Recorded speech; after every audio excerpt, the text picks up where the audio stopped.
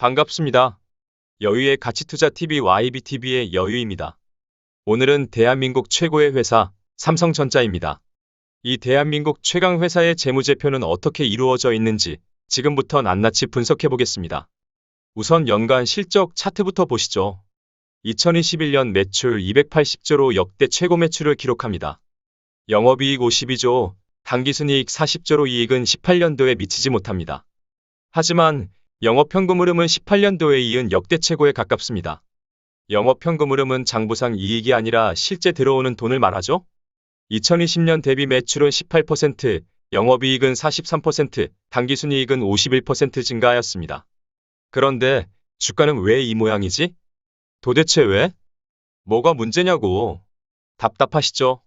글로벌 기업 대비 확실히 삼성전자의 주가는 저평가되고 있습니다. 이 기업과 비교할 수 있는 타 회사들 살펴볼까요? TSMC입니다. 파운드리 세계 최강 대만의 반도체 기업이죠. 21년 매출 69조, 영업이익 28조, 당기순이익 26조로서 현 시총 650조를 기록하고 있습니다. 뭐야? 매출, 이익 뭐 하나 우리 삼성전자보다 나은 게 없는데 시총은 1.5배나 되네? 헐, 와중에 영업이익률 41% 꽤 높은 것 같은데요? 이 부분은 일단 기억해 두시고요. 다음, 설명이 필요 없는 애플 보시겠습니다. 매출액 468조로서 삼성전자의 2배 정도, 영업이익 145조로 삼성전자의 3배가 조금 못 되네요. 그런데 시총은 무려 3123조로 삼성전자의 8배나 됩니다. 이런 매출과 이익 대비 시총에서의 큰 격차, 무엇으로 설명 가능할까요? 우선 애플의 영업이익률 31%라는 점 기억해 두시고요. 본격 삼성전자 재무제표 분석 시작하겠습니다.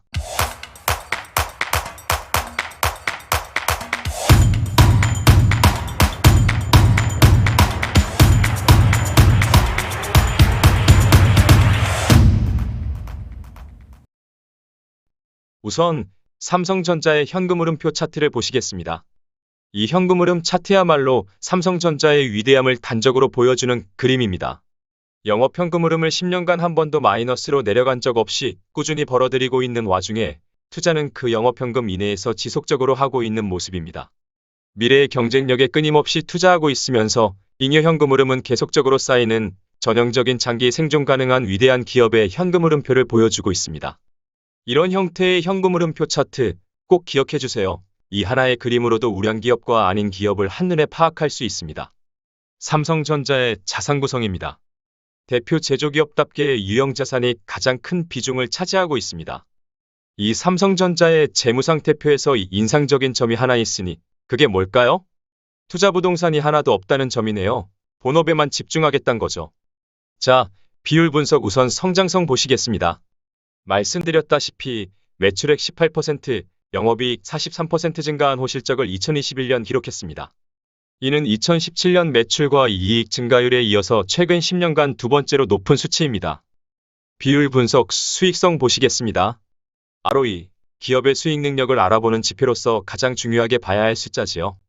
자기 자본 대비 이익을 얼마나 일구어냈는지를 알 수 있는 지표로서 21년 14%를 기록했습니다. 이 ROE 19년을 바닥으로 다시 상향하는 추세 보이고 있네요. 주가 상승의 핵심 키를 쥐고 있는 이 지표가 지속적 상승해야 우리 주주님들의 계좌에도 빛이 들어올 텐데요. 수익성 중 마진율 보시겠습니다. 마진율은 매출 대비 이익이 몇 %인지를 알 수 있는 지표입니다. 100원 팔았을 때 내가 20원을 남기면 마진율은 20%가 되겠죠? 제일 중요한 영업이익 마진율이 19% 정도 되네요. 여기서 아까 TSMC랑 애플의 마진율을 다시 기억해 볼까요? TSMC는 영업이익 마진율 40%, 애플은 30%였죠? 삼성전자는 20%로 이들보다는 제품의 부가가치가 다소 떨어진다는 해석 가능한 마진율 되겠습니다. 이 마진율이 그들보다 이익 대비 시총이 낮은 하나의 이유가 될 수 있을 것이고요. 다음, 삼성전자의 안정성 살펴보겠습니다. 부채 비율 40%, 차입금 의존도 4%, 유동비율 2.6을 넘어가는 충분히 안전한 회사입니다. 손익자산 간 관계, 매출 채권이나 매출액, 자산 등의 비율들이 모두 깔끔하게 기준치 이하고요. 삼성전자의 감가상각비 추이를 보시면 일단 절대값은 지속적으로 증가하죠. 이는 대량의 설비 투자가 끊임없이 이루어져야 하는 반도체 산업의 특성 때문인 것으로 보입니다. 자산 대비 감가상각비의 비중과 이익과의 관계를 보시면 다소 재미있는 어떤 경향성이 보이는데 눈치채셨을까요?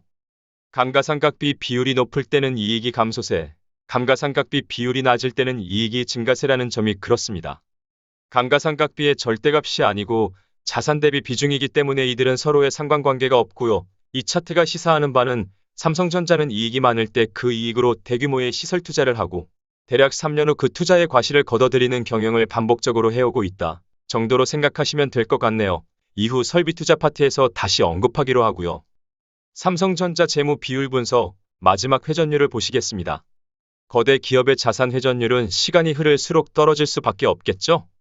우리의 삼성도 2013년 1.2의 매우 우량한 자산 회전율에서 지금은 그저 그런 0.7의 회전율을 마크하고 있습니다. 그래도 2020년 0.6의 자산 회전율보다는 나아지고 있네요. 이 기업의 현금 회전 일수는 34일로서 매우 빠른 편에 속합니다. 자산 회전율과 현금 회전 일수 모두 좋은 방향으로 각도를 일단은 틀었는데 이런 추세가 지속되어야 주가에도 당연히 긍정적이겠죠? 자, 다음 기업의 도산 위험을 나타내는 G-스코어를 보시겠습니다. 대기업인데 이런 거 봐야 돼? 라는 생각하실 수 있지만 대기업이라고 망하지 말란 법은 없고요. 우량회사라는 말 많이 하지만 어느 정도의 우량함인지도 이 G스코어로 대강은 짐작 가능하니 체크해 보시죠.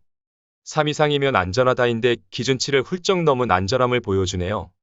자, 여기까지 삼성전자의 재무적 상황을 다각도로 파악했다면 지금부터는 가치투자적 개념으로 현 시점 이 기업에 투자하기에는 어떠하겠는지를 본격적으로 알아보겠습니다. 우선 여러분들에게 익숙한 가치지표 살펴보죠. 우선 PBR, ROE 대략 14%, 요구수익률 9%의 상황에서 적정 PBR은 1.5입니다. 현재 1.4의 PBR로 충분한 저평가는 아닙니다. 시총 대비 매출액인 PSR에서는 고평가로 나오고요. 대부분의 지표가 현 주가는 적정하다고 나오는 와중에 시총 에비타, 에바 에비타 멀티플이 저평가라는 시그널을 주고 있습니다. 자, 다음 투자 판단의 중요한 요소인 배당을 살펴보겠습니다. 삼성전자는 분기 배당을 하죠? 지난 2021년 배당 합계가 보통주 기준 1,444원으로서 시가 배당률 2.1%입니다. 특별 배당이 없으니 그저 그런 배당인데요. 삼성 정도면 좀 더 줘도 되지 않을까 생각되지만 대규모 시설 투자를 주기적으로 해야 하는 반도체 산업에서 어찌 보면 이 정도의 배당 수익률도 감지덕지일 수 있습니다. 제 모든 데이터는 FN 데이터 유료 데이터 다운받은 것인데요. 이런 액면 분할전 DPS 값은 좀 보정이 되었으면 좋겠네요. 이제 가치평가를 해보겠습니다. 우선 재무상태표와 손익계산서 베이스의 S림입니다. 사경인 회계사가 개발한 것으로 나름 알려져 있는 평가법인데요. 사실 이것은 영구연금의 현재가치 할인법과 똑같습니다. 제 블로그에 자세한 내용이 있으니 참조하시고요. 어쨌든 이 평가법으로 산정한 삼성전자의 적정가는 77,000원 정도가 나왔네요. 현 주가 대비 10%의 상승 여력이 있습니다. 자본과 ROE의 바탕을 둔 가치평가이니 향후 이 두 가지 지표의 방향성으로 가치 변화를 가늠해 볼 수 있겠고요. 다음, 현금흐름표 베이스의 DCF입니다. 장부상 이익이 아닌 실제 들어오는 영업현금흐름의 유형자산 순취득액을 KPEX로 보고 뺀 것을 잉여현금흐름으로 간주해 이 잉여현금흐름의 미래를 예측한 다음 할인해주는 가치평가법이죠. 잉여현금흐름의 변동성이 크지 않은 기업에 적합합니다. 초반부에 말씀드렸죠? 삼성전자의 위대함은 현금흐름의 안정성에 있다고요. 잉여현금흐름 변동성이 30%로서 상장기업 중 30위, 상위 1.4% 안에 들어가는 현금 생산 안정성을 자랑합니다. 점선이 향후 10년 예측이고 저런 예측이 맞다고 가정한다면 현 시점 DCF 가치평가로 산정한 삼성전자의 적정가는 6만원 정도입니다. 자, 두 가지 가치평가로 본 삼성전자의 현 시점 적정가는 대략 6만원 후반대 정도이고요. 현 주가와 큰 차이가 없네요. 대만의 TSMC와 애플에 비하면 이익 대비 현저히 저평가받고 있는데 그런 걸 감안했을 때 저의 적정가 산정이 너무 빡빡하고 보수적인 거 아니냐 하는 의문 당연히 들 수 있겠죠? 더 나아가 이런 가치평가가 과연 어디까지 맞을 수 있는지 또는 일개 개인이 삼성전자 같은 대규모 사업체의 가치를 어떻게 정확히 알 수 있는지 하는 여러 가지 의문 당연히 있을 수 있습니다. 일단 가치평가란 요구수익률, 즉 미래 벌어들이는 돈에 대해 얼마나 큰 할인율을 적용해서 현재 가치화하느냐에 따라 큰 차이가 나고요. 이런 요구수익률은 기업이 어느 국가에 있는지 또는 이익이 얼마나 안정적으로 나는지 등에 따라 다 다를 수 있겠죠. 애플과 TSMC는 그 대체 불가능한 제품과 사업 전개 방식으로 프리미엄을 받고 있는 것으로 봐야 하고요. 또 늘 듣는 말이 있죠? 코리아 디스카운트요. 주주 환원책이 다른 나라에 비해 폭망 수준인 이 나라의 기업들은 보다 큰 할인율을 적용받는 것이 어찌 보면 당연한 일이겠습니다. 제가 적용하는 요구 수익률 9%는 최근 금리 상황에서 십수년간 어느 정도 검증된 할인율이고요.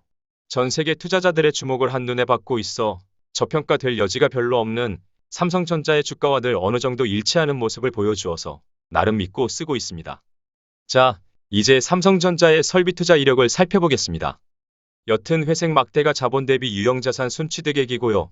오른쪽 짙은 막대가 유형자산 증가율입니다. 5년 간격으로 큰 투자가 이루어지죠? 큰 투자 초반에 감가상각비가 증가했다가 다시 내려왔다가 하는 모습을 반복적으로 보이고 있습니다. 삼성전자는 이런 모습이 일상이므로 이것으로 투자 시점을 잡기는 쉽지 않으니 단지 참고로만 하시죠. 자, 삼성전자 재무분석 아웃라인 보시면서 정리하겠습니다. 보통주 시총 418조로서 PBR 1.4, PER 10.6 정도로 그리 크게 저평가되어 있지 않습니다. 이는 가치평가에서도 확인되고요. 두 가지 가치평가 평균 대략 6만원 후반대입니다. 제 툴에서 평가한 이 기업의 점수는 17.4점으로 국장 상장사 최고 수준입니다. 퀀트를 보시면 그래도 상장사 상위 30% 안에 들어가는 저평가이긴 합니다. 이런저런 모든 상황 감안하여 현재 삼성전자의 주가 수준을 본다면 최소한 고평가는 절대 아니다. 삼성전자의 성장과 함께하고 싶은 투자자라면 지금 투자하기에도 전혀 무리는 없다 정도로 얘기할 수 있을 듯합니다. 지금 핸드폰 코스 등의 문제는 결국 해결할 것이고 삼성전자는 결국 더 많은 돈을 벌어들일 것이고 결국 더 큰 가치 증대를 이루어낼 것이고 그렇다면 주가도 당연히 올라가겠죠? 이제 마지막으로 삼성전자의 장기 월봉 로그 차트를 보시겠습니다. 삼성전자의 장기 월봉을 보시면 파란색 20월 평균이 갈색 60월 평균과 만나면 다시 조정 끝, 상승이 시작되는 패턴을 반복하고 있습니다. 현재 갈색 60월 평균과 만나려면 아직 약간의 이격이 남아있죠? 하지만 장기 추세선은 현 시점 바닥임을 또 암시하고 있네요. 아래 위 회색 10년 PBR 밴드의 상단을 찍고 내려오는 모습은 또 아직 조정이 끝나지 않은 것도 같네요. 하지만 앞서 보았듯 현 시점 적어도 고평가는 아닌 주가에서 삼성전자의 장기적 성장을 믿는다면 매수 또는 보유가 전혀 이상한 것도 아닙니다. 투자 판단은 각자가 알아서 할 일이겠죠? 저요? 제 생각을 말씀드리기 전에 워렌 버핏 할배의 얘기를 잠시 들어볼까요? Which approach would you use? Well, I would use the approach that I think I'm using now of trying to search out businesses that where I think they're selling at the small sum. Probably should work in very obscure stocks, searching out unusual mispriced opportunities. 예, 저는 삼성전자는 투자하지 않습니다. 이 기업은 전 세계의 모든 투자자들이 주시하고 있기 때문에 제 기준 저평가 영역에 들어서는 일이 없어 초과 수익이 어려운 것이 첫째 이유고요. 둘째로는 지금 보신 바와 같이 버핏과 멍거 할배의 가르침에 충실하기 위해서입니다. 우리에겐 아직 100억 이상의 충분한 자금이 없죠. 우리 YBTV에선 워렌 버핏과 찰리 멍거가 말한 알려지지 않은 가치주를 지속적으로 발굴해서 소개하겠습니다. 아시죠? 구독, 좋아요, 알람 설정, 그리고 여유를 가지고 시간을 내 편으로